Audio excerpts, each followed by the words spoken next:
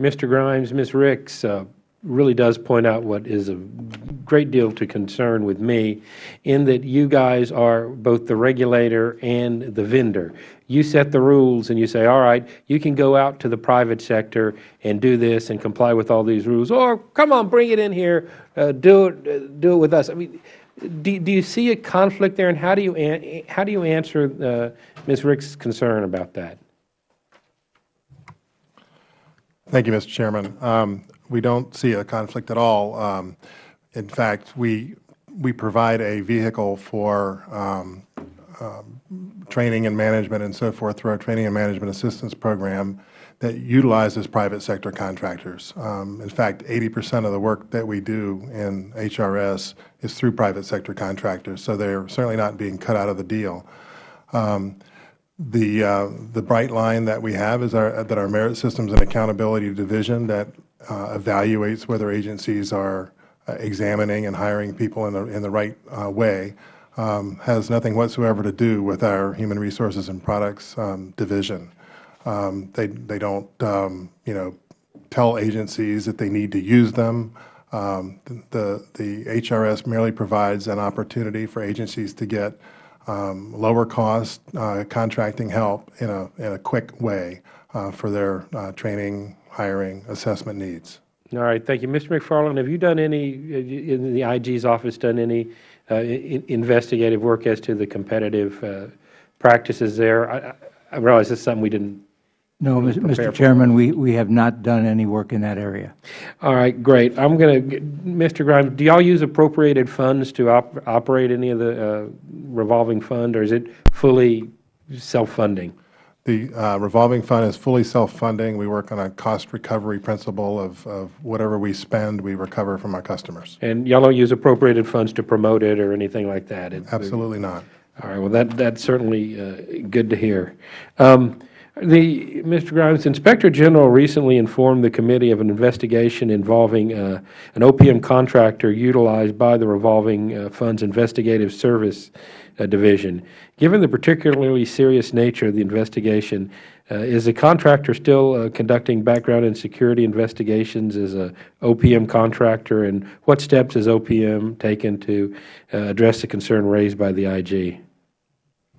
Mr. Chairman, that is under the Department of Justice is looking into that, and I just can't comment right now. Thank you. All right. I appreciate that. I would, as the investigation progresses, I do think it's important that this committee be kept abreast of what's going on, particularly with those investigations. It's especially troubling that this investigation involves background checks that are critical to not only the trust in the government, but the safety of American people. Let's talk a little bit about technology.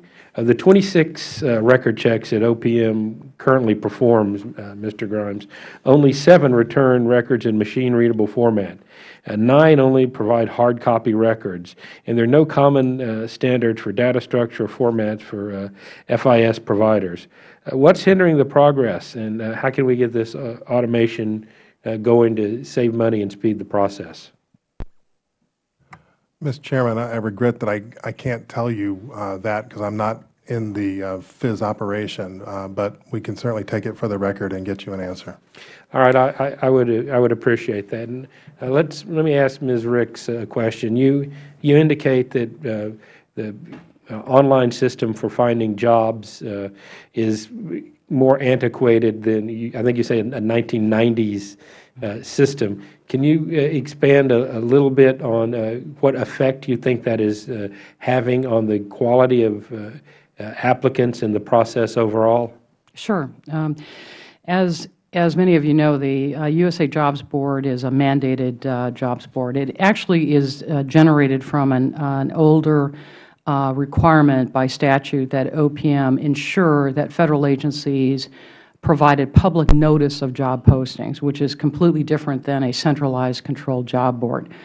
The purpose of the job board is essentially to be able to let people know that have been riffed from the Federal government due to base realignment closure and other principles, what job opportunities might be available to them so that they can be restored to public service. Right now, the OPM Jobs Board is very confusing. It leads to a lot of people who are expending resources. The VA is a very good example here. The VA's part of the $16 million a year it spends is in media buys for recruitment. In doing those media buys, they've spent about $100 million in media buys in the last 5 years.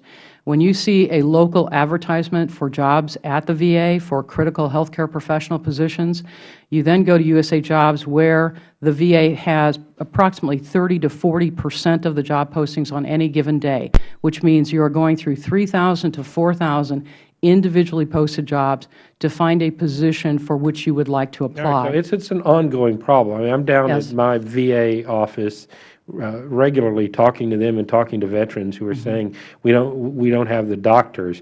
So how do we get the doctors in better? What do we need to do to fix that? What needs to happen is the VA needs to be able to do single job postings, for example, for physicians, allow users to select locations in which the user would like to work, not have 4,000 job postings where a user has to individually search every job posting, not just to determine where it is, but also to determine whether they are even eligible to apply for the posting. So centralizing that process and running open continuous recruitment is the best way to go about that objective, but you have to have Are there technology. off-the-shelf solutions to do that, or cloud-based solutions to do that, where we don't have to spend a whole lot of money reinventing the wheel? Absolutely.